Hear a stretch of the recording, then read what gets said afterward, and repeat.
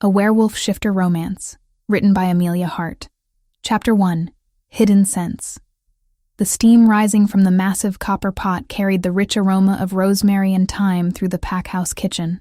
Autumn haze stirred the stew with practiced precision, her movements fluid despite the early hour. 5 a.m. had become her sacred time, the only moments when the kitchen belonged entirely to her, before the chaos of feeding over 200 pack members began.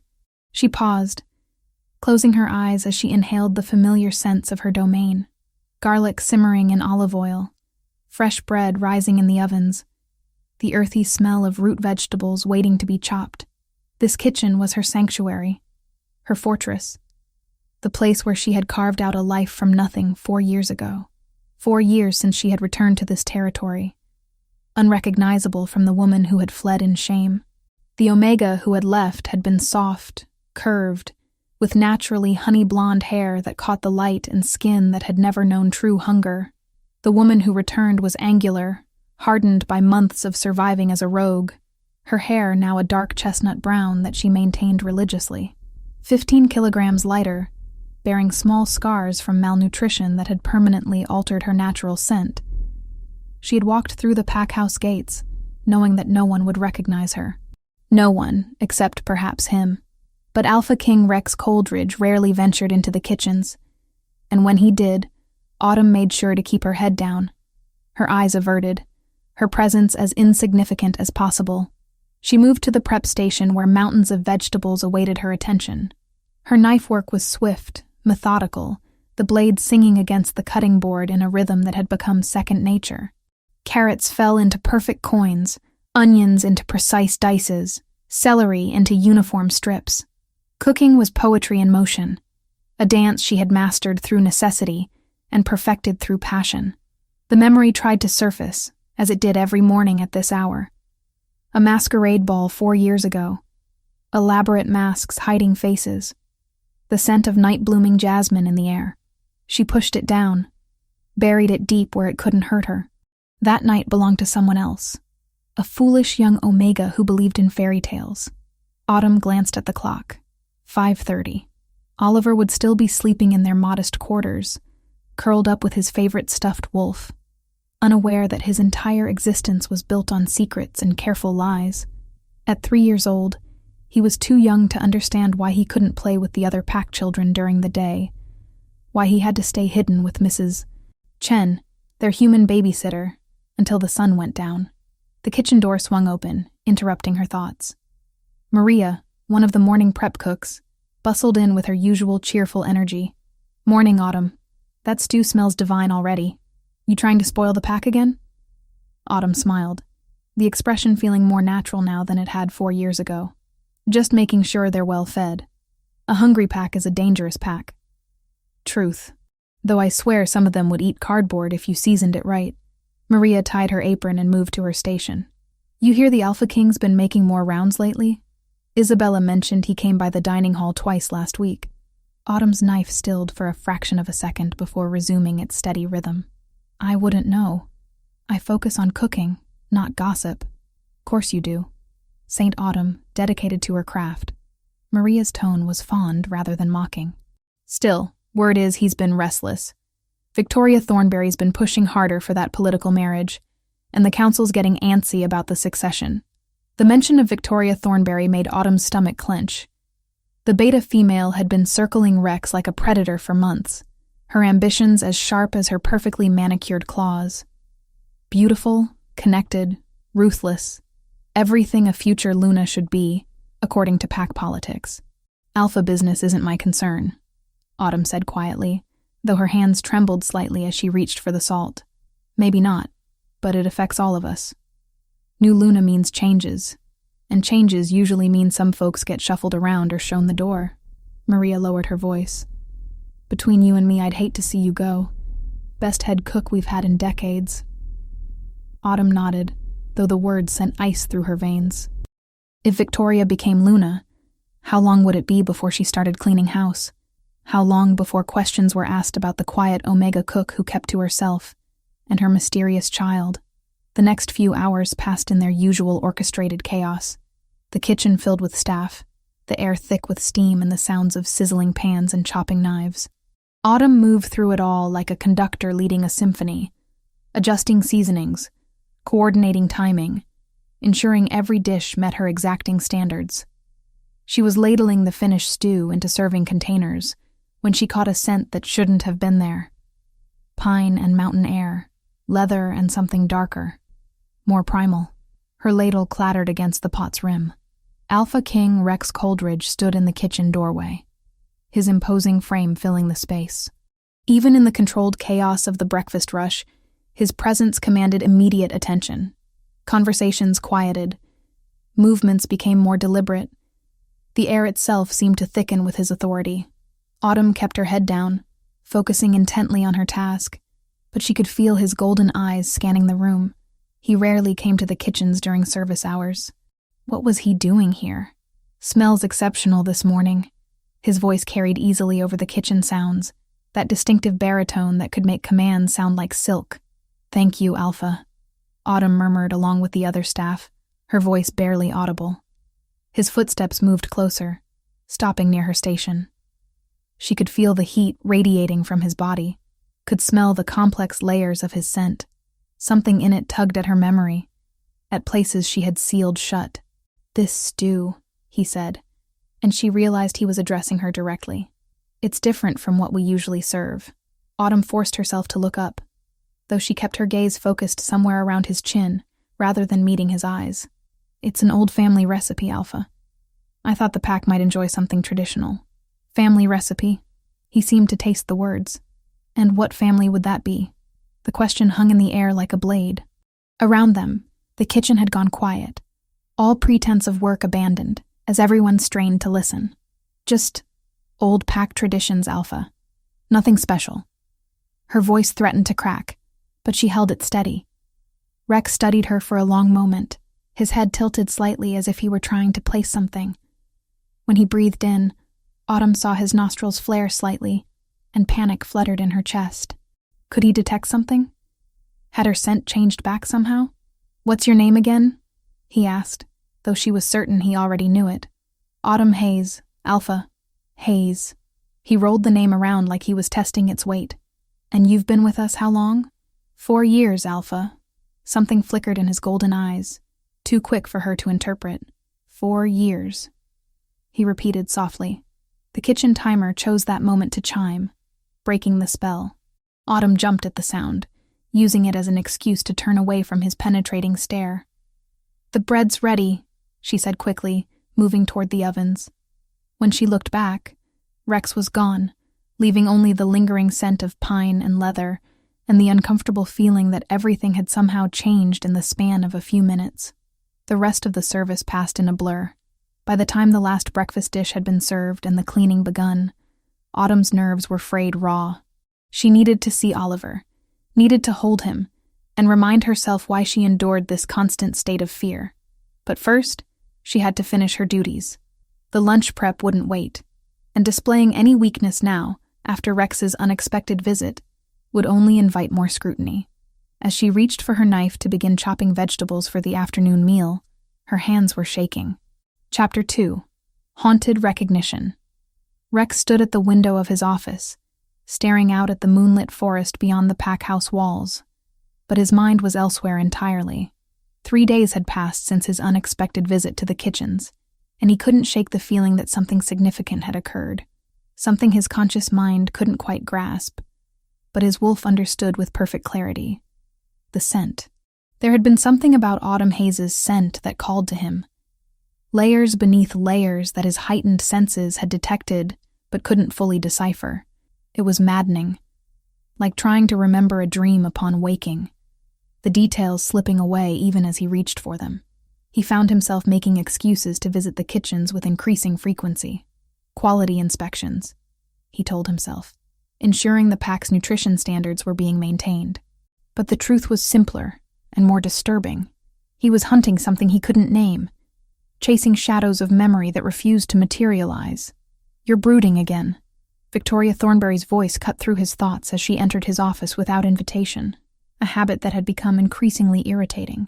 She moved with predatory grace, her platinum blonde hair catching the lamplight, ice blue eyes assessing him like a prize she intended to claim. "I'm thinking," Rex corrected, not turning from the window. "There's a difference." "About what?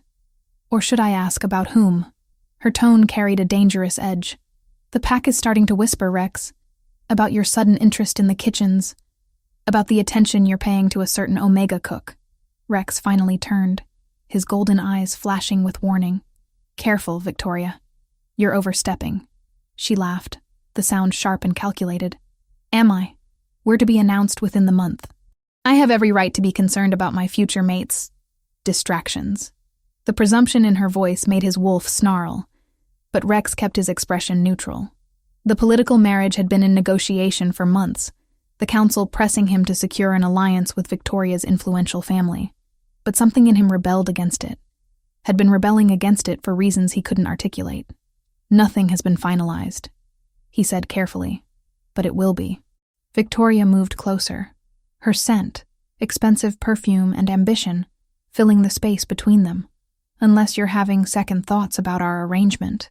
Rex studied her face, noting the calculation behind her beauty, the cold intelligence that never quite reached her eyes.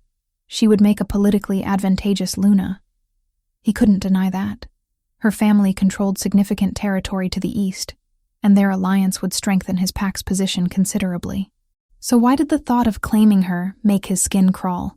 "I need more time," he said finally. Victoria's smile didn't waver, but something dangerous flickered in her gaze. "Time for what, exactly? To chase after kitchen staff?"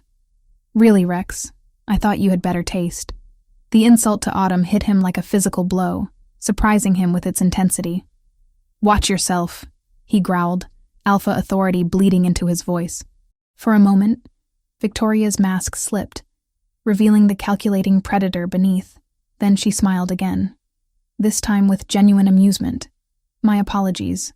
I didn't realize the little Omega meant something to you." "She doesn't," Rex said quickly. Too quickly. "I merely don't appreciate your tone." "Of course not." Victoria moved to his desk, perching on the edge with calculated casualness. "Though I have to admit, I'm curious about her." "Autumn Hayes, isn't it? Appeared 4 years ago, keeps to herself, has a child but no mate. Quite the mystery." Rex's entire body went still. "What did you say? About her having a child?" "Oh yes, everyone knows. A little boy, though she's very secretive about him. Won't even let him play with the other pack children during the day. Makes one wonder what she's hiding." The pieces clicked together in Rex's mind with nauseating clarity. 4 years ago. A child.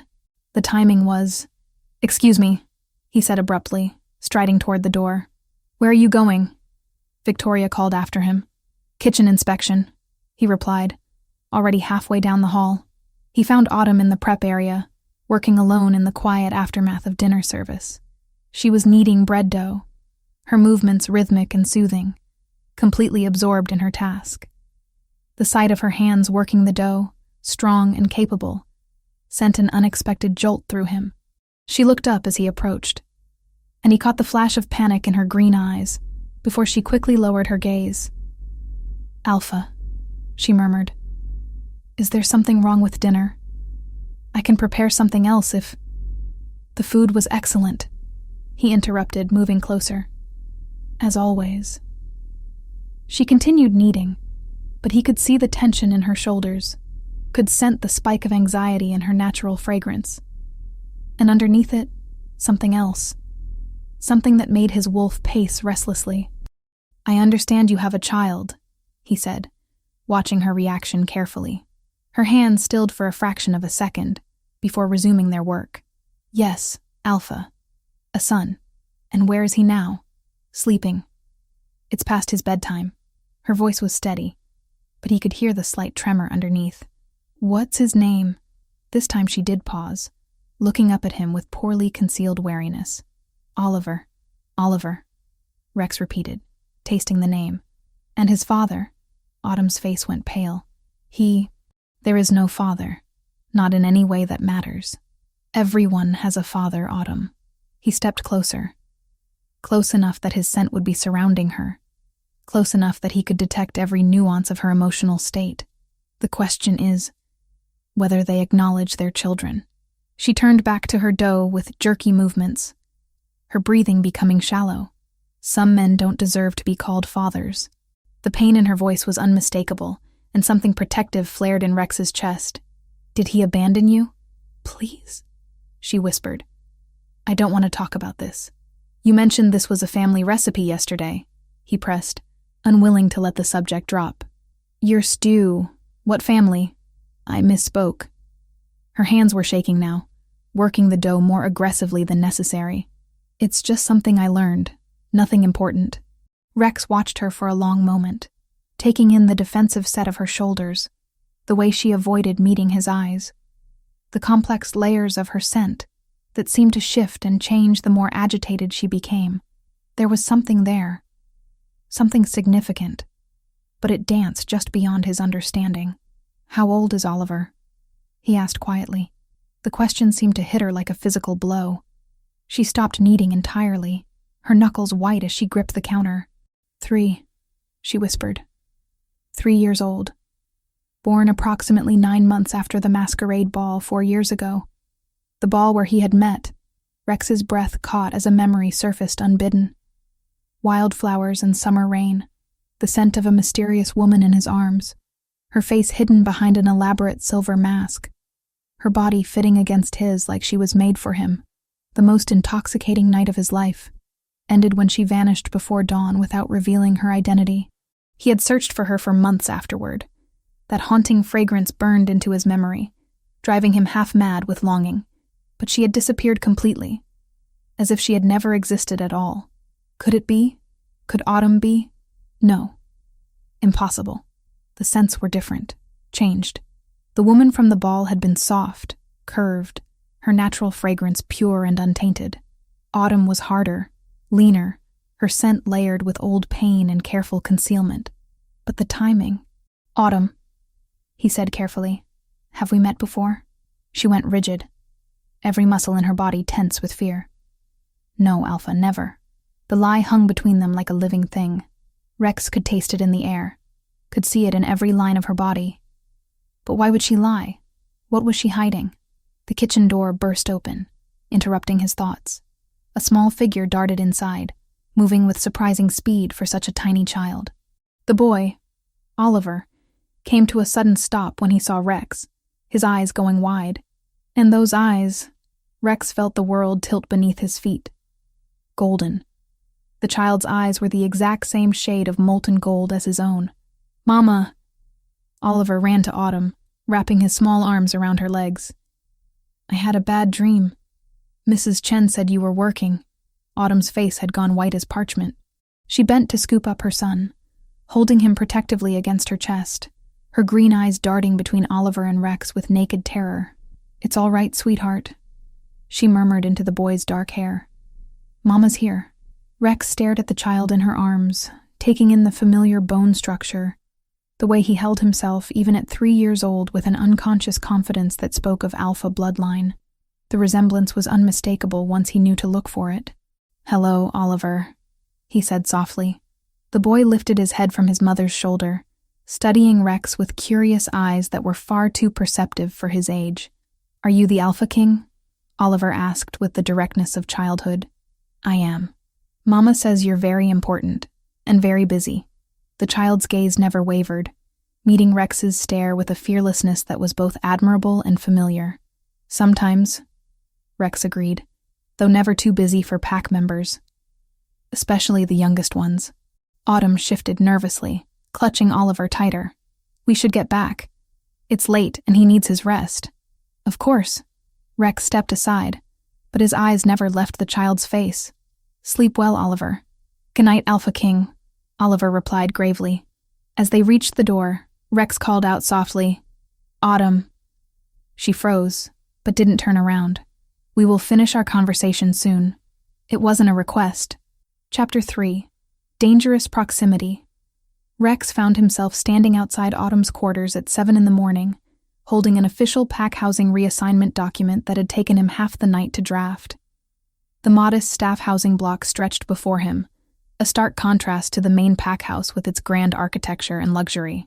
Here, the buildings were functional, clean but basic. designed for those who served rather than led. He had spent hours after the kitchen encounter pacing his office, Oliver's golden eyes haunting his thoughts. The resemblance was too striking to ignore, the timing too coincidental to dismiss. But he needed more than suspicions and physical similarities. He needed proximity, observation, the kind of access that would either confirm his growing certainty or lay his fears to rest. Autumn answered his knock after several long moments, her appearance suggesting she had been awake for some time despite the early hour. Her dark chestnut hair was pulled back in a practical bun, and she wore simple work clothes that couldn't disguise the underlying tension in her posture. "Alpha," she said, surprise and wariness mingling in her voice. "Is everything all right?" "Good morning, Autumn. May I come in?" She hesitated for a fraction of a second before stepping aside, gesturing him into the small living area. The space was immaculately clean but sparse, decorated with the kind of careful minimalism that spoke of someone who had learned to value security over possessions. A few toys were scattered near the couch, the only sign that a child lived here.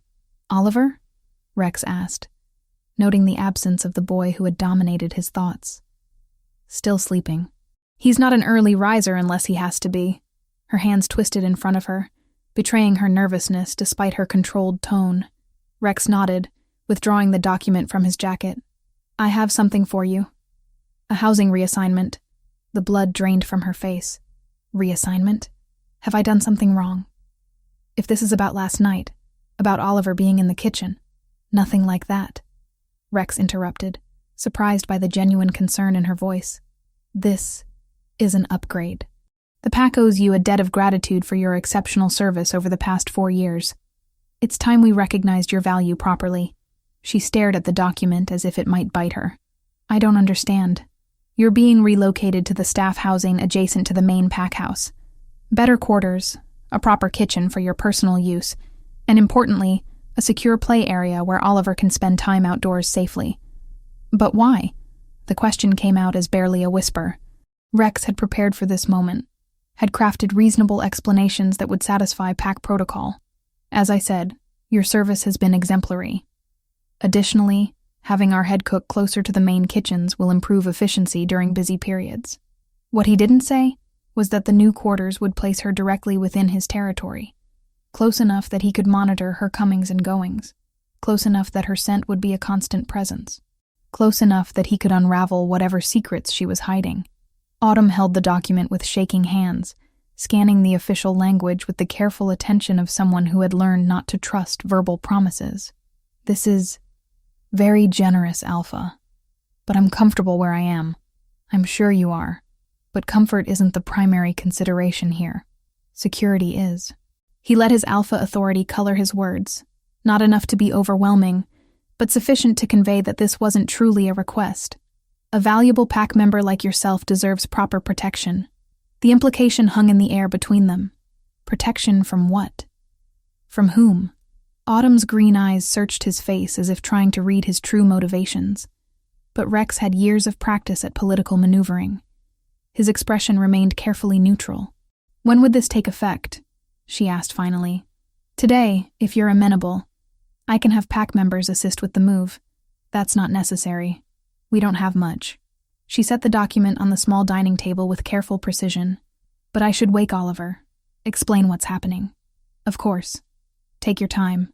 Rex waited in the living area, while Autumn disappeared into what he assumed was the bedroom. He could hear her soft voice explaining the situation to Oliver, the boy's excited responses at the prospect of a new place to explore. The domestic intimacy of the moment struck him unexpectedly, a longing for something he had never allowed himself to want. When they emerged 15 minutes later, Oliver was fully dressed and practically vibrating with enthusiasm. He had inherited his mother's delicate bone structure, but carried himself with an unconscious confidence that spoke of alpha bloodline. The resemblance to Rex's own childhood photos was unmistakable once he knew to look for it. "Alpha King!" Oliver ran toward him without the shy hesitation most pack children displayed around authority figures. "Mama says we get a new house." "That's right," Rex replied, crouching to bring himself closer to the child's level. "A bigger house with a garden where you can play. Can I see it now, please?" Those golden eyes were bright with excitement, so achingly familiar that Rex felt something clench in his chest. "If your mother agrees." Autumn nodded reluctantly. "We should probably see what we're getting into." The walk to the new quarters gave Rex an opportunity to observe them together. Oliver chattered constantly, asking questions about everything he saw, displaying the kind of fearless curiosity that was characteristic of alpha children. Autumn answered patiently, but Rex could see the tension in her shoulders, could scent the underlying anxiety beneath her composed exterior. The staff housing adjacent to the pack house was significantly more luxurious than the standard quarters. Each unit had 2 bedrooms, a full kitchen, and a private outdoor space. Rex had selected the one closest to the main building, ostensibly for convenience, but actually for the access it would give him. "This is amazing, Mama!" Oliver ran from room to room, his delighted laughter echoing through the space. "Look, I have my own room!" Autumn followed more slowly, taking in the upgraded appliances, the spacious layout, the quality furnishings that far exceeded anything she would have expected. When she emerged from inspecting the bedrooms, her expression was carefully controlled, but Rex could read the questions in her eyes. "This is very generous," she said quietly. "More than generous. You deserve it." "Do I?" She studied his face intently. "Or is there something you're not telling me?" Before Rex could answer, Oliver came barreling out of what would be his new bedroom, clutching something in his small hands. "Look, Mama! I found this!" He held up a piece of paper and several crayons, apparently left behind by previous occupants. Without waiting for permission, he settled cross-legged on the living room floor and began to draw with intense concentration. "What are you making, sweetheart?" Autumn asked, moving to sit beside her son. "A picture for the Alpha King," Oliver replied matter-of-factly, "to say thank you for the new house." Rex found himself drawn to watch the child's artistic efforts, fascinated despite himself. Oliver's tongue peeked out in concentration as he worked, his small hands surprisingly steady as he added detail to his drawing. After several minutes, he held up the finished product with obvious pride. Done. The drawing was typical of a 3-year-old's artwork, stick figures in bold colors with more enthusiasm than technical skill. But the subject matter made Rex's breath catch. Oliver had drawn a family, a woman with dark hair, a small child, and a tall man with what appeared to be golden eyes and dark hair. "That's beautiful, Oliver," Autumn said, though her voice was strained. "Who are the people in your picture?" "That's you, Mama. And that's me." Oliver pointed to each figure in turn. "And that's Papa." The silence that followed was deafening. Rex stared at the crude drawing, at the way the child had instinctively portrayed the man with his exact coloring, his approximate height relative to Autumn's smaller frame. "Papa?" Rex repeated softly. Oliver nodded enthusiastically. "Mama says I don't have a papa, but I dream about him sometimes. He has eyes like mine, and he's really strong, and he smells like the forest." Autumn had gone white as bone. She reached for the drawing with shaking hands, but Oliver pulled it back. "It's for Alpha King," he said firmly. "He gave us the nice house." Rex accepted the drawing, studying the innocent artistry that revealed so much. The resemblance the child had captured, probably without conscious understanding, was impossible to ignore, but it was Oliver's words that struck him like physical blows. Dreams about a father he had never met. A father who smelled like the forest. Autumn stood abruptly, her movements jerky and uncontrolled. "Oliver, why don't you go explore your new room some more? We need to figure out where to put all your toys." "Okay, Mama." The boy scampered off, already forgetting his artwork in favor of new adventures. The moment they were alone, Autumn turned to Rex with desperation in her green eyes. "Please," she whispered, "don't read anything into a child's imagination. He's too young to understand." "Is he?" Rex interrupted, setting the drawing carefully on the coffee table. "Because his imagination seems remarkably specific. Children make up stories all the time. It doesn't mean anything." Rex stepped closer, close enough that she had to tilt her head back to meet his gaze. "Then explain the resemblance. Explain the timing. Explain why you're so terrified every time I'm near you." "I'm not terrified," she lied. "Your scent says otherwise." He could smell it now, the complex layers of her emotional state. Fear, yes, but underneath it, something else. Something that made his wolf pace restlessly. There's something familiar about you, Autumn. Something that calls to me in ways I can't explain. She pressed her lips together, clearly fighting some internal battle. For a moment, Rex thought she might confess whatever secret she was harboring. But then Oliver's voice called from the bedroom, asking for help reaching something. And the moment shattered. I should help him, she said quickly, moving toward the doorway. Rex caught her arm gently, careful not to use too much of his superior strength. The contact sent an electric shock through both of them, and he saw her eyes widen with something that looked like recognition before she quickly looked away. We will finish this conversation, he said quietly.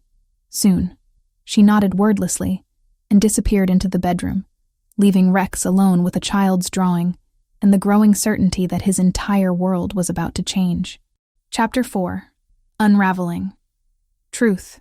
2 weeks had passed since the housing reassignment, and Rex found himself inventing reasons to be near Autumn's new quarters with increasing frequency. The proximity he had orchestrated was working exactly as intended, and torturing him in ways he hadn't anticipated. From his office window, he could see Oliver playing in the small garden outside their unit, the boy's laughter carrying on the afternoon breeze. The child moved with a natural confidence that grew more pronounced each day, displaying the kind of fearless authority that marked future alphas.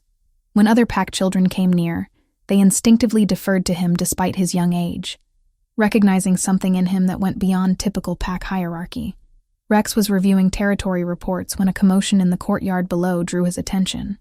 Oliver had fallen from the low stone wall he had been walking along, and even from this distance, Rex could see the bright red bloom of blood on the boy's forehead. He was moving before conscious thought took hold, abandoning his papers and taking the stairs 3 at a time. By the time he reached the courtyard, Autumn was already there, cradling Oliver against her chest while examining the gash above his left eyebrow. It's okay, sweetheart, she murmured, though her voice was tight with worry. It's just a little cut. But it wasn't little. Rex could smell the copper tang of blood in the air, could see the way it flowed freely from the wound. Head injuries in children were nothing to take lightly, even for shifters with accelerated healing. He needs the pack doctor, Rex said, his alpha authority cutting through the small crowd that had gathered. Autumn looked up at him with grateful eyes. I was going to take him myself, but I'll carry him. It'll be faster. Without waiting for her agreement, Rex gently lifted Oliver from her arms. The child was crying, but not hysterically, more from shock than pain. The moment Rex's hands made contact with him, Oliver's crying quieted to small hiccups. Alpha King. Oliver sniffled, wrapping his small arms around Rex's neck with complete trust. I fell down. I can see that, brave boy. We're going to get you fixed up. The pack clinic was only a few minutes away, but those minutes felt like hours. Rex was acutely aware of the small weight in his arms, of the way Oliver fit perfectly against his chest, of the trust the child showed in someone who was essentially a stranger. Most 3-year-olds would be terrified of the Alpha King, but Oliver seemed to find comfort in his presence. Autumn walked beside them, her anxiety rolling off her in waves. Rex could sense the complex layers of her emotional state, fear for her child, gratitude for his help, and underneath it all, something that made his wolf stir restlessly. Dr. Martinez was waiting for them, having been alerted by one of the pack members who had witnessed the accident. She was an efficient beta in her 50s, respected throughout the territory for her skill and discretion. Let's see what we have here, she said gently, gesturing for Rex to place Oliver on the examination table. I don't want to let go of Alpha King, Oliver protested, tightening his grip around Rex's neck. The words hit Rex like a physical blow. The absolute trust in the child's voice, the way he clung to him as if seeking protection from a father. It was almost more than he could bear. You can hold his hand, Dr. Martinez suggested diplomatically. But I need to clean this cut and see how deep it is. Rex positioned himself where Oliver could maintain contact while the doctor worked. The gash was deeper than it had initially appeared, requiring several stitches. Throughout the procedure, Oliver alternated between watching with fascination and burying his face against Rex's arm. You're being very brave, Rex told him softly. Mama says I'm strong like Papa, Oliver replied matter-of-factly. even though I never met him. Autumn's sharp intake of breath was audible across the small room. Rex met her eyes over Oliver's head, seeing the panic there, the desperate plea for him not to pursue that line of conversation. "All done," Dr. Martinez announced, applying a final bandage. "He'll need to keep this dry for a few days, but it should heal cleanly. No permanent scarring." "Thank you," Autumn said, moving to gather Oliver into her arms. But the child wasn't finished with his revelations. "Dr. Martinez, do you know my papa?" The doctor glanced between Autumn and Rex with obvious confusion. "I'm sorry, sweetheart. I don't know who your papa is. He has eyes like mine," Oliver continued innocently. "And he's really strong. And he smells like trees and rain." Rex felt the world tilt beneath his feet. Trees and rain. That was exactly how his scent had been described by previous lovers. The natural alpha fragrance that was as distinctive as a fingerprint. "Oliver," Autumn said urgently, "we should go home now. You need to rest." But Dr. Martinez was studying the interaction with growing interest. As the pack's primary physician, she had delivered most of the children born in the territory over the past decade. Her gaze moved from Oliver's golden eyes to Rex's identical ones, then to the child's bone structure, his unconscious mannerisms. "Interesting," she murmured, then looked directly at Rex. "Alpha, could I speak with you privately for a moment?" "Of course." Rex turned to Autumn. "Why don't you take Oliver home? I'll be along shortly to check on him." Autumn nodded mutely, gathering their things with shaking hands. As she lifted Oliver, the boy looked back over her shoulder at Rex. "Will you come visit me, Alpha King, to make sure I'm okay?" "I will," Rex promised, and meant it. After they left, Dr. Martinez closed the clinic door and turned to face him with the kind of expression that meant she had drawn conclusions he might not want to hear. "That child's blood type is AB negative," she said without preamble. "Extremely rare. I've only seen it in one other pack member during my time here." Rex felt his mouth go dry. "And that would be? You, Alpha, when you were injured in that border skirmish 2 years ago and needed emergency surgery." She crossed her arms, studying him with clinical intensity. "AB negative occurs in less than 1% of the population. For 2 unrelated individuals in the same small pack to have it would be statistically impossible." The confirmation he had been both seeking and dreading hit him like a physical blow. The blood compatibility, combined with everything else, the resemblance, the timing, Oliver's instinctive trust in him, painted a picture he could no longer deny. "Are you saying what I think you're saying?" Rex asked quietly. "I'm saying that child is your biological son. The question is whether you knew that already, or if you're just figuring it out now." Rex sank into the nearest chair, the weight of the revelation crushing down on him. "I suspected, but I hoped I was wrong." "Why would you hope that? He's a beautiful, intelligent child with clear alpha potential. Any father would be proud." "Because if he's mine, then Autumn..." Rex couldn't finish the sentence.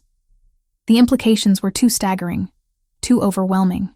"The mother hasn't told you," Dr. Martinez observed. "That explains the terror I could scent coming off her. She's been hiding this from you for 3 years. 4 years," Rex corrected automatically. "Since before he was born." Dr. Martinez raised an eyebrow. "That's a long time to keep such a significant secret. There must be a compelling reason." Rex thought of Victoria, of the political marriage negotiations, of the complex web of pack politics that had dominated his life for so long. How could Autumn have approached him 4 years ago, when she was just a low-ranking Omega with no family connections? How could she have explained being pregnant by the Alpha King without sounding like she was trying to trap him for status? "There are always compelling reasons," he said heavily. "The question is what to do about it now. That depends on whether you want to acknowledge him. Legally, you have no obligation unless you choose to. He's my son." The words came out with more force than he had intended, his alpha authority making the air in the room thicken. "Of course I want to acknowledge him. And his mother?" That was the question that had been tearing him apart since the first moment he'd suspected the truth. Autumn, with her careful distance and hidden fears. Autumn, who might be the mysterious woman from the masquerade ball who had haunted his dreams for 4 years. Autumn, who had given him a son and asked for nothing in return. "That's more complicated," he admitted. Biological bonds often are. Dr. Martinez's expression softened slightly. But that child adores you already. In the 15 minutes you've known each other, he's imprinted on you like a duckling. That's not coincidence, Alpha. That's biology recognizing biology.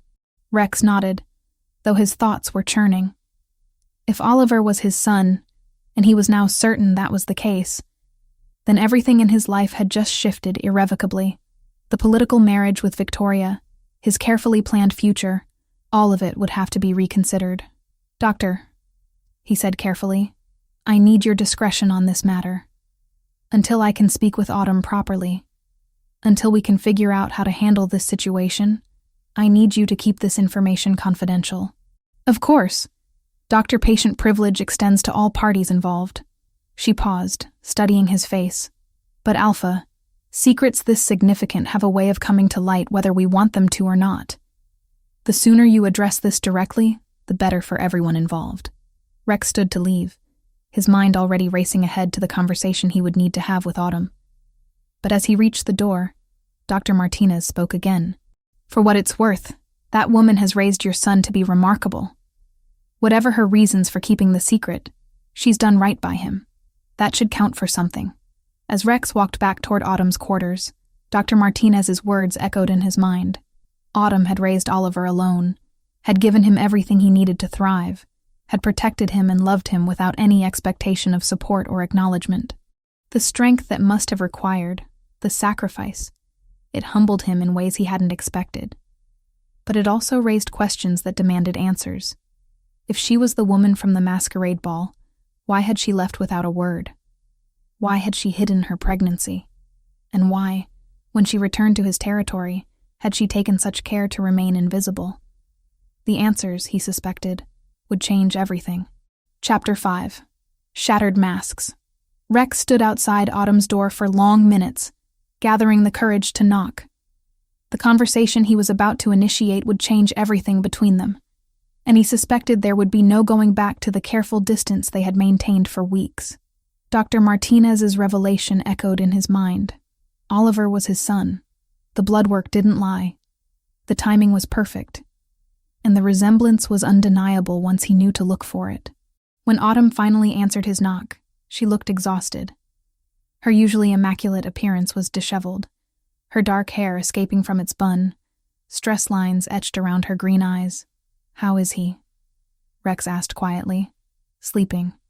The pain medication made him drowsy. She stepped aside to let him enter, her movements careful and controlled. "Thank you for what you did today, for helping him, for getting him to the doctor so quickly. You don't need to thank me." Rex moved to the couch where he could see down the hallway toward Oliver's room. The boy's door was slightly ajar, and he could hear the soft sounds of peaceful sleep. Any pack member would have done the same. Would they? Autumn's voice carried a bitter edge. "In my experience, alphas don't usually concern themselves with the children of low-ranking omegas." The statement hung between them like a challenge. Rex studied her face, noting the defensive set of her shoulders, the way she held herself as if preparing for rejection or dismissal. "Is that what you think I am?" he asked. "The kind of alpha who ignores pack children in need?" "I think you're the kind of alpha who has obligations and responsibilities that don't include us." She moved to the kitchen area, putting physical distance between them. "Which is why I don't understand this sudden interest in our welfare." Rex followed her, closing the space she had created. "Autumn, we need to talk. Really talk. No more dancing around the truth." Her hand stilled on the tea kettle she had been reaching for. "I don't know what you mean." "Oliver is my son." The words fell like stones into still water, creating ripples that spread outward and changed everything in their wake. Autumn went completely rigid, her face draining of all color. "That's impossible," she whispered. "Is it?" AB negative blood type, golden eyes, the exact same bone structure as my childhood photos. Rex moved closer, his voice gentle but implacable. "Born approximately 9 months after the masquerade ball 4 years ago." Autumn's breath came in short, sharp gasps. She gripped the counter as if it were the only thing keeping her upright. "You can't know that. You can't prove." The blood compatibility today was perfect. Dr. Martinez confirmed it. Rex reached out as if to touch her, then let his hand fall. "Autumn, I need you to tell me the truth." Were you there that night? Were you the woman in the silver mask? The question broke something in her. She slumped against the counter, all the fight draining out of her posture. How? She asked, her voice barely audible. How did you recognize me? I changed everything.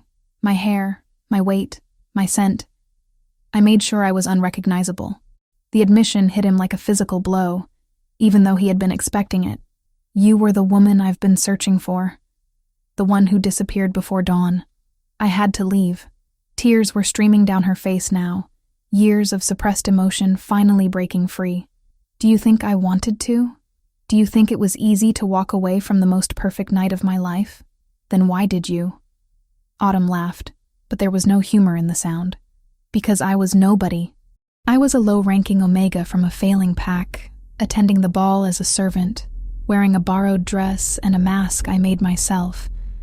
I had no business being in your arms, no right to dream that it could be anything more than one night. Rex stared at her, pieces of a 4-year-old puzzle finally clicking into place. You were working the ball?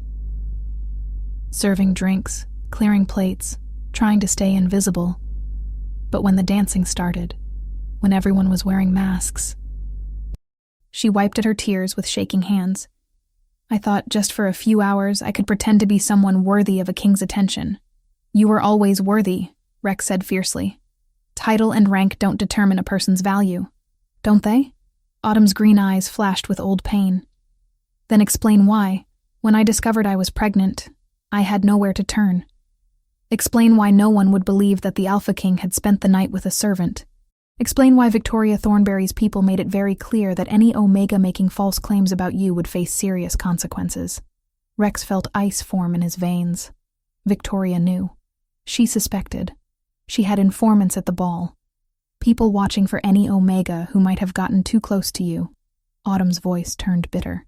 3 weeks after I discovered the pregnancy, I was approached by her men. They made it clear that leaving the territory permanently would be in my best interests. The implications of what she was saying crashed over him in waves. Victoria had systematically eliminated any threat to her position, had driven away the mother of his child through intimidation and threats. Why didn't you come to me? Rex demanded. Why didn't you tell me what was happening? With what proof? I was a nobody making wild claims about sleeping with the Alpha King. Even if you had believed me, which was unlikely. What then? You would have felt obligated to provide for the child, maybe even claim him. But it would have been duty, not desire. I couldn't live with that. Rex moved closer, his hands framing her face, forcing her to meet his eyes. It wouldn't have been duty. That night, what we shared, it was extraordinary. I've never stopped thinking about you, never stopped searching. But you were already negotiating your marriage to Victoria, Autumn protested. Even if you had wanted to acknowledge Oliver, it would have complicated everything. Your pack needed that alliance.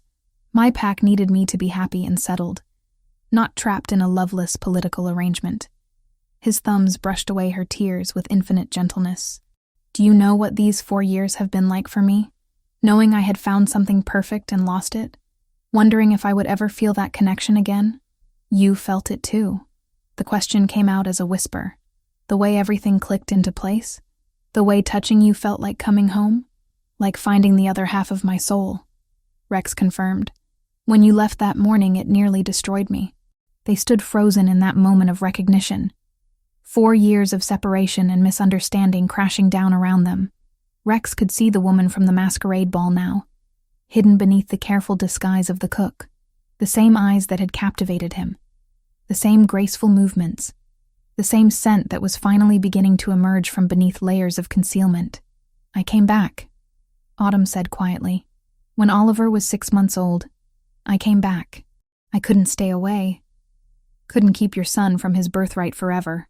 But I also couldn't risk you feeling trapped or obligated. So I found a way to hide in plain sight. As my cook.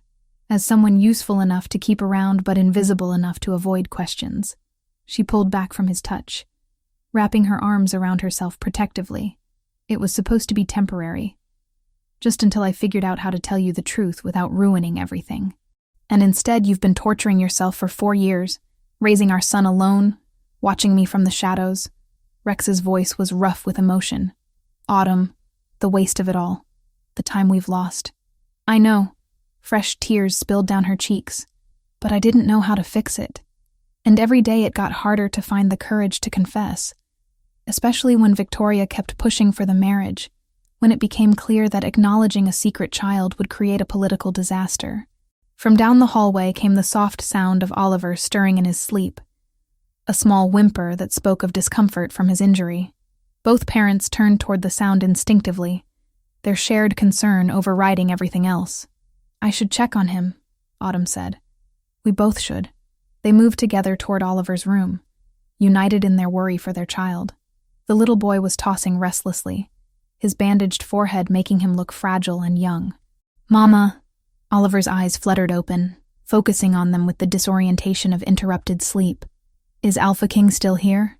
I'm here, Rex said softly, moving to the bedside. Without hesitation, he reached out to smooth Oliver's dark hair away from the bandage. How are you feeling, brave boy?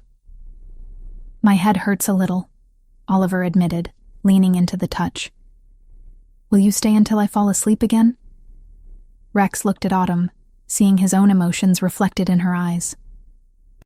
The simple request from their son, the natural way the child turned to him for comfort, it broke something open in both of them. If your mama says it's okay, Rex replied. Autumn nodded, unable to speak around the tightness in her throat. Rex settled into the chair beside Oliver's bed, and Autumn perched on the edge of the mattress. For the first time in 4 years, they were together as a family, even if none of them fully understood what that meant yet. Mama? Oliver said drowsily. Is Alpha King my papa? The one from my dreams? The question hung in the air like a loaded weapon. Autumn looked at Rex with wide, terrified eyes, clearly unprepared for this moment of truth. What do you think, Oliver? Rex asked gently. Oliver studied Rex's face with the serious intensity of childhood, comparing what he saw to some internal image. You have the same eyes as me, and you smell like trees and rain, just like in my dreams. And he paused, reaching out to touch Rex's hand. And you feel like home. Rex's throat closed completely. The simple, honest words from his son were more devastating than any declaration of love from an adult could have been. Then yes, he managed to say. I'm your papa. Oliver smiled sleepily and closed his eyes, his small hand still wrapped around Rex's finger. I knew you would come find us someday. Within minutes, the child was sleeping peacefully again, but Rex remained frozen in place, overwhelmed by the magnitude of what had just happened. He was a father, not just biologically, but officially, acknowledged, claimed. The child he had helped create was finally his to protect and love. When he looked up, Autumn was watching him with an expression of wonder and terror mixed together. There's no going back from this, she whispered. No, Rex agreed. There isn't. The question is, are you ready to move forward? Chapter 6. The storm breaks. The Pack Council meeting had been scheduled for 2 days after Rex acknowledged Oliver as his son. Word traveled fast in the close-knit shifter community, and by morning, everyone knew that the Alpha King had claimed a secret heir. The revelation sent shockwaves through the carefully maintained political structure that had been building toward his marriage with Victoria Thornberry. Rex stood at the head of the ancient oak table, facing 12 of the territory's most influential members. Their expressions ranged from curious to hostile, with Victoria's faction clearly preparing for battle. She sat at his right hand, her ice blue eyes burning with fury barely concealed beneath a mask of political composure. Let me understand this correctly, Elder Harrison began, his weathered face creased with disapproval.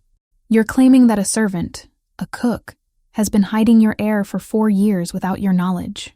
I'm claiming that Autumn Hayes is the mother of my son, Oliver, who was conceived during the masquerade ball 4 years ago, Rex replied evenly. The circumstances of their concealment are more complex than you're implying. Victoria's laugh was sharp and bitter. Convenient, isn't it?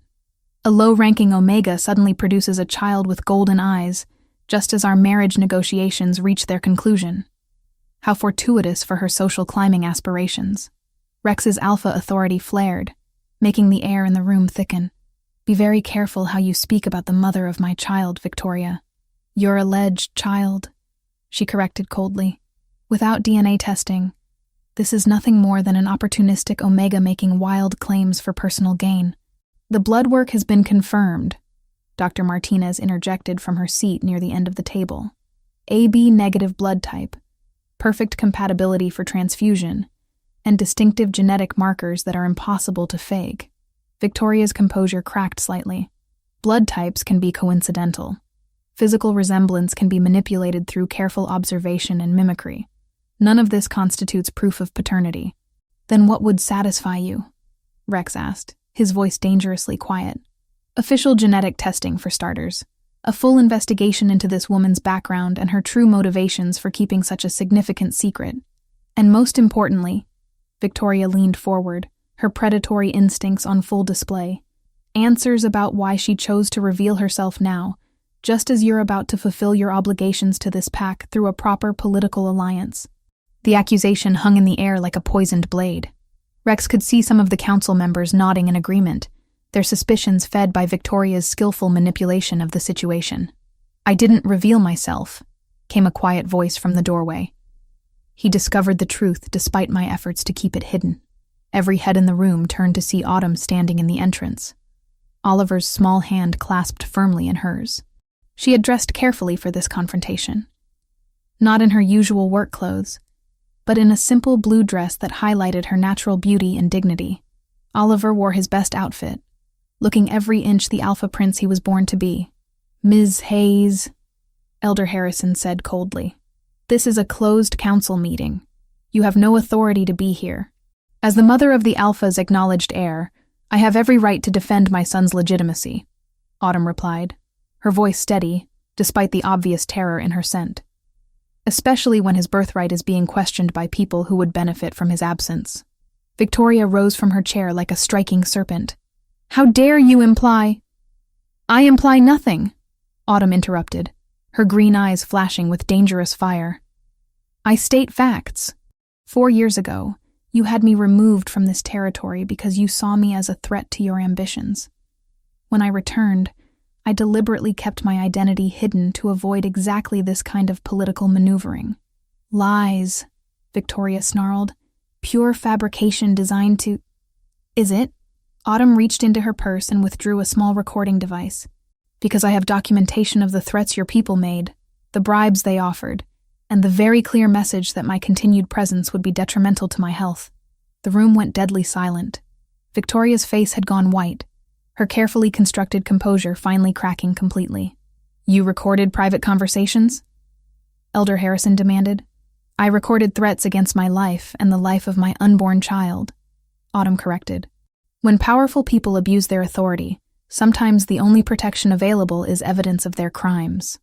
Rex moved to stand beside her, his presence lending strength to her resolve. Play it, he commanded. The recording was brief, but damning.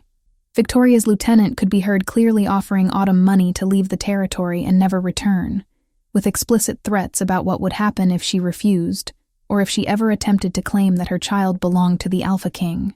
When the recording ended, the silence in the room was absolute. Victoria looked like a trapped animal, her ice-blue eyes darting between potential escape routes. This proves nothing, she said desperately. My security team was protecting Rex from fraudulent claims. They had no way of knowing that the claims were legitimate. Autumn finished for her. Which means you ordered the removal of a pregnant woman carrying the Alpha's heir based on nothing more than suspicion and jealousy. Victoria's mask finally shattered completely. You think you can waltz in here after 4 years and steal what's rightfully mine? I've devoted my life to preparing for the position of Luna. I've made alliances, secured territories, built the foundation for this pack's future. I won't be displaced by some nobody with a bastard child and a sob story. The insult to Oliver was the final straw. Rex's wolf surged forward, his alpha dominance filling the room like a physical presence. When he spoke, his voice carried the absolute authority of a king whose word was law. You will apologize to my son immediately, or you will leave this territory forever. Victoria stared at him in shock, clearly not expecting such a definitive response. Rex, you can't be serious. Think about what you're throwing away. My family's alliance, the Eastern Territories, the political stability. I'm thinking about what's truly important, Rex replied, his golden eyes never leaving her face. My mate, my child, my family. The word mate sent another shockwave through the room. Rex hadn't just acknowledged Oliver as his heir. He was claiming Autumn as his intended Luna. Victoria's face contorted with rage and desperation. She's nobody. A kitchen servant who got lucky one night and trapped you with pregnancy. I am the daughter of an alpha bloodline, educated and prepared to lead. I am what this pack needs. What this pack needs, Rex said quietly, is a Luna who puts family above politics, love above ambition. What this pack needs is integrity, not manipulation and threats. Oliver, who had been watching the proceedings with the serious attention of a child trying to understand adult conflicts, suddenly stepped forward. Why is the mean lady talking about me like that? He asked, his golden eyes focused on Victoria with disturbing intensity. And why does she smell like she wants to hurt Mama? The innocence of the question, combined with the child's obvious ability to read emotional sense despite his young age, struck the room like lightning. Here was Rex's son, displaying alpha abilities that most children didn't develop until much older, instinctively recognizing threats to his family. Victoria made a critical error. Instead of backing down or attempting damage control, she let her fury override her judgment. Because your mama is a liar and a manipulator, she snapped at the 3-year-old, and you're nothing more than a mistake that's ruining everything. The moment the words left her mouth, the air in the room became electric with danger. Rex's alpha power exploded outward, making every wolf in the vicinity submit instinctively. Even the strongest council members lowered their eyes, unable to meet his gaze. But it wasn't just Rex responding to the threat against his child. Oliver, despite his young age, began to emit his own aura of dominance. Weak compared to an adult alpha, but unmistakably royal bloodline. The combination of father and son's power was overwhelming. Mama, Oliver said quietly, not taking his eyes off Victoria. The mean lady smells like the bad wolves in my dreams. Autumn knelt beside her son, wrapping protective arms around him while keeping her own gaze fixed on Victoria. It's okay, sweetheart. The mean lady is going to leave now. Victoria realized too late that she had crossed a line from which there was no return. By threatening a child, the alpha's acknowledged heir, in front of the entire council, she had committed an act that could not be forgiven or forgotten. Rex, she began desperately. I didn't mean... You meant every word, Rex interrupted, his voice cold as winter storm. And now the entire council has witnessed your true character. Your willingness to attack innocent children, your complete lack of honor or decency. He moved to stand behind his family, one hand on Autumn's shoulder, the other resting protectively on Oliver's head. I formally reject any alliance with the Thornberry family. Victoria, you have 1 hour to gather your belongings and leave my territory. If you ever threaten my mate or my son again, I will consider it an act of war. Victoria looked around the room desperately, seeking support from her political allies. But the other council members had witnessed her complete breakdown, had seen her attack a child with vicious cruelty. Whatever political capital she had built over the years evaporated in the face of such fundamental dishonor. This isn't over, she whispered, her voice shaking with impotent rage. Yes, Rex replied with absolute finality. It is.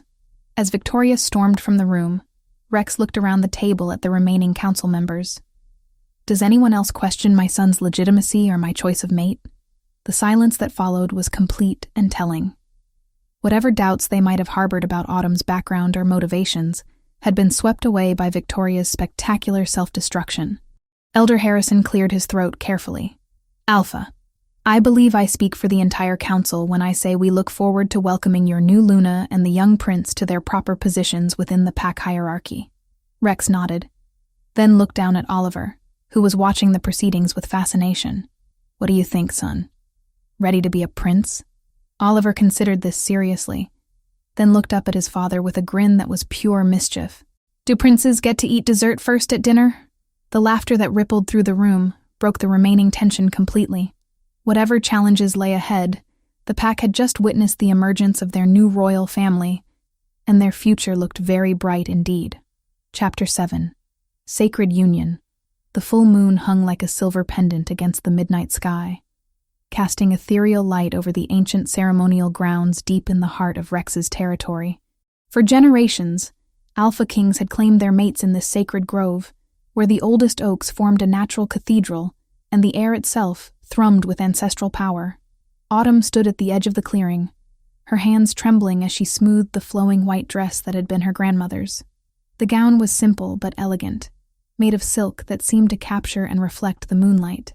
Around her throat lay a necklace of moonstones that Rex had presented to her that afternoon.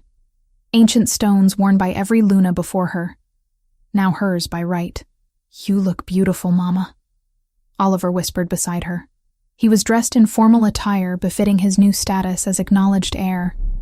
But what struck everyone who saw him was the natural dignity he carried despite his young age.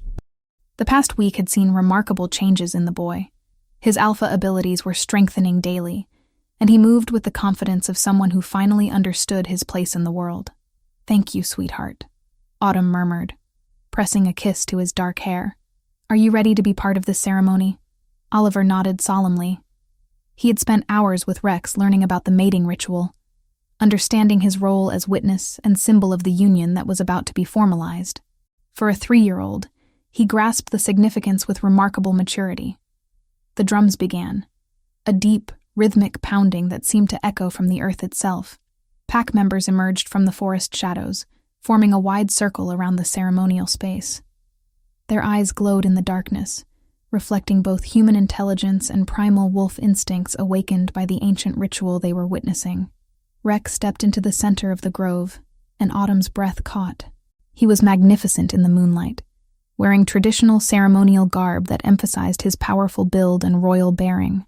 But it was his eyes that captured her, those golden depths that had haunted her dreams for 4 years, now fixed on her with an intensity that made her skin burn. "Autumn Hayes." His voice carried clearly across the clearing, imbued with alpha authority that made every wolf present stand at attention.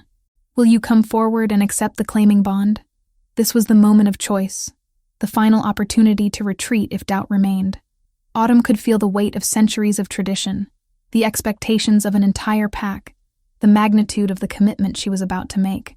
But when she looked at Rex, when she saw the love and desperate hope in his expression, every fear melted away. "I will," she replied, her voice steady and clear. She walked across the moonlit ground with Oliver beside her, their footsteps silent on the soft grass. The pack members watched in reverent silence as their future Luna approached the Alpha King, who had waited 4 years to claim his true mate. Rex reached for her hands when she drew near, his fingers intertwining with hers, in a gesture that sent electricity racing up her arms. The mate bond, which had been dormant since their night at the masquerade, began to stir to life. "Before the moon and stars," Rex began, his voice carrying the weight of ritual passed down through generations.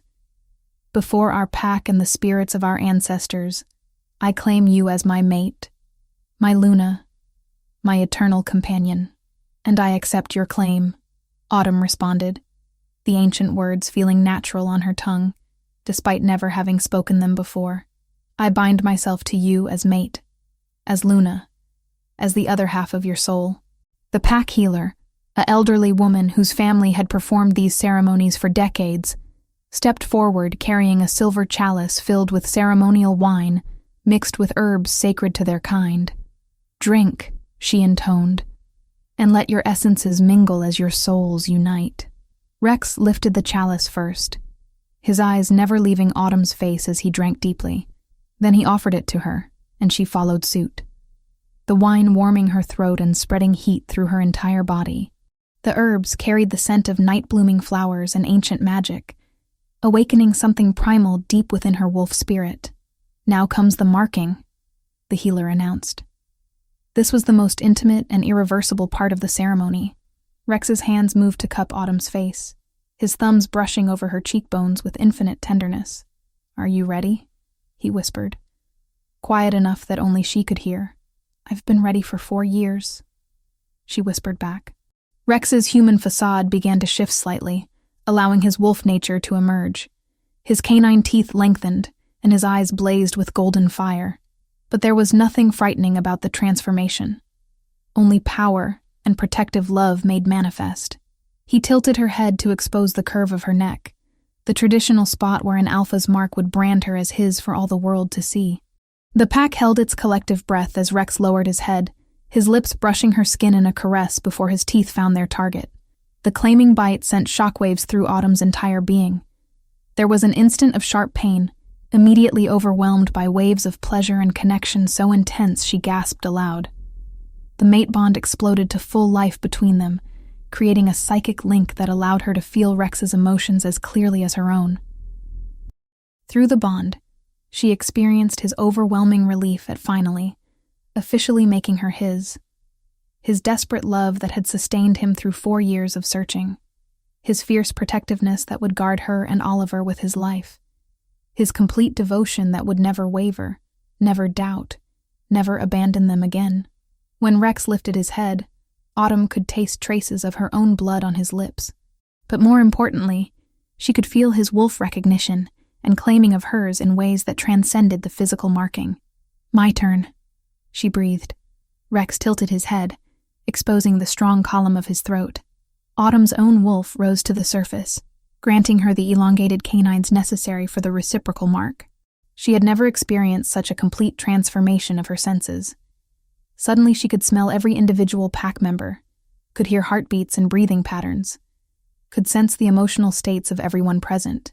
When her teeth sank into Rex's neck, the bond between them became complete. She felt his alpha power flowing into her, strengthening her own wolf and awakening abilities she had never known she possessed. But more than that, she felt his soul merging with hers. 2 halves of a whole finally reunited after too many years apart.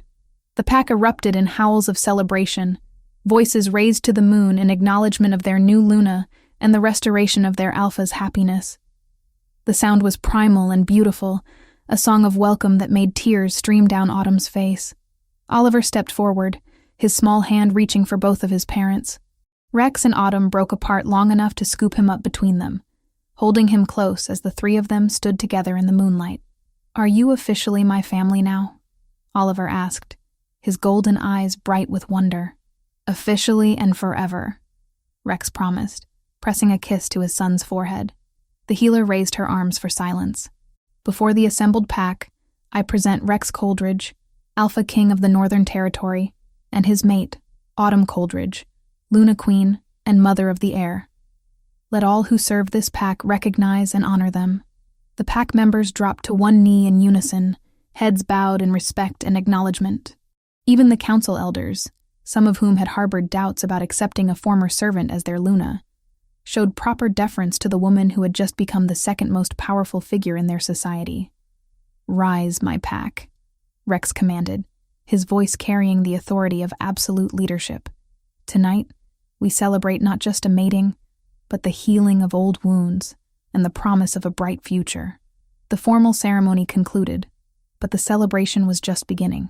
Pack members approached throughout the night to offer congratulations and pledges of loyalty to their new Luna. Autumn was overwhelmed by the warmth of their acceptance, the genuine pleasure they showed in their alpha's happiness. But it was the quiet moments that meant the most to her. When Rex would catch her eye across the crowd and smile with such contentment that her heart nearly burst. When Oliver fell asleep in his father's arms, finally having the family unit he had dreamed about. When the mate bond hummed between them like a constant song of belonging. As dawn approached and the celebration began to wind down, Rex drew Autumn aside to a private corner of the grove. "How do you feel?" he asked, studying her face in the fading moonlight. "Any regrets?" "Only one," she replied, and saw worry flicker in his golden eyes. "I regret that we lost so much time. That Oliver spent 3 years without knowing his father. That you spent 4 years searching for someone who was right under your nose. The time we lost makes the time we have now more precious," Rex said, pulling her close. "And we have eternity to make up for it." Autumn stood on her toes to kiss him, marveling at how right everything felt. The mate bond sang between them.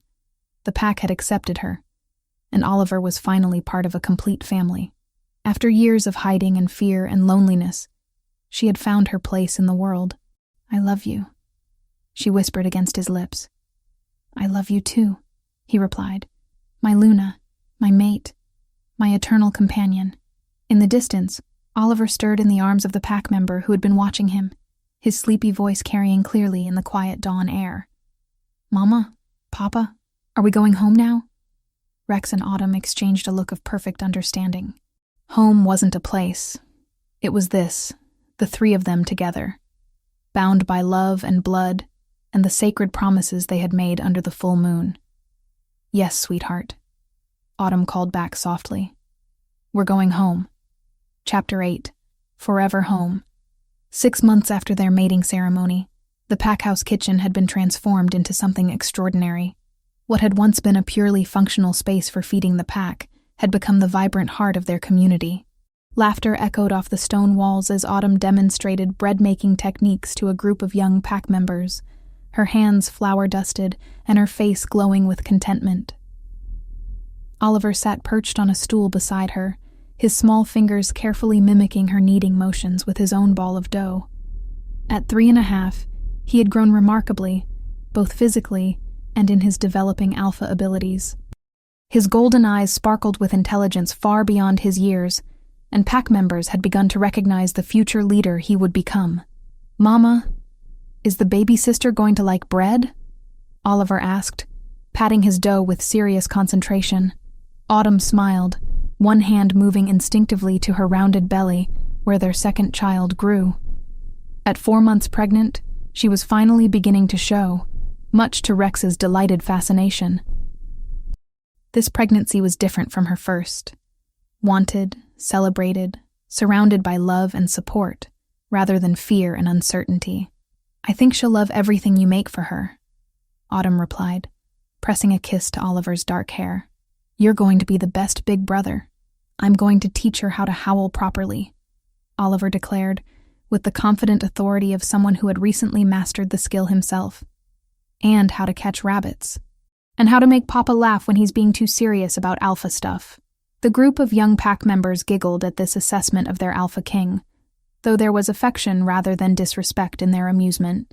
Rex's happiness since claiming Autumn had transformed not just his personal life, but his leadership style. The stern, duty-bound ruler had given way to someone more approachable, more connected to his pack's daily lives. The kitchen door swung open, and Rex himself appeared as if summoned by their conversation. His golden eyes immediately found his family, the smile that crossed his face so full of love and contentment that it made Autumn's heart flutter just as it had 4 years ago. "Alpha King!" Several of the young pack members called out, showing their respect while clearly comfortable in his presence. "Good afternoon," Rex replied, making his way through the busy kitchen to reach his mate and son. He pressed a gentle kiss to Autumn's temple, then ruffled Oliver's hair. "How are my favorite bakers doing?" "We're making bread for dinner," Oliver announced proudly, holding up his admittedly lopsided creation. "And I only dropped dough on the floor twice today." "Excellent improvement from yesterday's 3 times," Rex said seriously, earning another giggle from the watching children. Autumn leaned into her mate's warmth, marveling at how natural this all felt. 6 months ago, she had been a kitchen servant hiding her identity and her son. Now she was Luna Queen, respected and beloved by the pack, carrying the next royal heir, watching her firstborn thrive under his father's guidance. Mrs. Patterson brought news from the Eastern Territories. Rex murmured quietly in her ear. Victoria was seen attempting to form alliances with the rogue packs along our borders. The reports suggest she's not adjusting well to exile. Autumn felt a flicker of concern, but it was quickly overwhelmed by confidence in Rex's ability to protect their family and pack. "Do you think she poses a real threat?" "Not anymore," Rex replied with certainty. "Without family backing or political connections, she's just another rogue making empty threats. The established packs won't risk their stability for someone who attacked a child in council chambers." Oliver looked up from his dough, his enhanced hearing having caught parts of their conversation despite their lowered voices. "Is the mean lady trying to be bad again?" "The mean lady is very far away," Rex assured his son, lifting him from his stool for a proper hug. and she can never hurt our family again." "Good," Oliver said with satisfaction, then brightened. "Can we go see the horses after dinner? I want to show baby sister's tummy the new foal." The request made both parents smile. Oliver had developed an endearing habit of including his unborn sister in all his activities, talking to Autumn's belly as if the baby could hear and respond. According to Dr. Martinez, such behavior often indicated strong sibling bonds even before birth. "After dinner and after you finish your bread," Autumn negotiated, earning an enthusiastic nod from her son. The afternoon progressed in peaceful domestic rhythm. The bread was completed and set to rise. The young pack members dispersed to their own families, and the kitchen gradually quieted as dinner preparations began.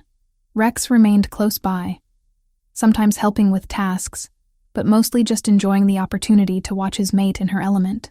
As evening approached and the pack gathered for their communal meal, Autumn found herself observing the scene with deep satisfaction. The great dining hall buzzed with conversation and laughter, families sharing food and stories, children playing between the tables while their parents watched with indulgent smiles. At the head table, Oliver regaled anyone who would listen with detailed plans for his baby sister's education in proper alpha behavior. His enthusiasm was infectious, and even the stern council elders found themselves charmed by the young prince's earnest preparations for big brotherhood. "You've created something beautiful here," Rex said quietly, his hand finding hers beneath the table. "We created it," Autumn corrected. "This sense of community, of belonging. It comes from the love you've shown not just me and Oliver, but everyone in the pack." Rex squeezed her fingers, his thumb tracing the mate mark on her wrist that had never faded since their ceremony. "Do you ever miss it? The quiet life, the anonymity?" Autumn considered the question seriously. There were indeed challenges to being Luna Queen. Public scrutiny, political responsibilities, the constant awareness that her every action reflected on the pack. But when she looked around the dining hall, when she felt the life growing within her, when she saw Oliver's uninhibited joy in his father's presence, the answer was clear. "Never," she said firmly. "This is where I belong.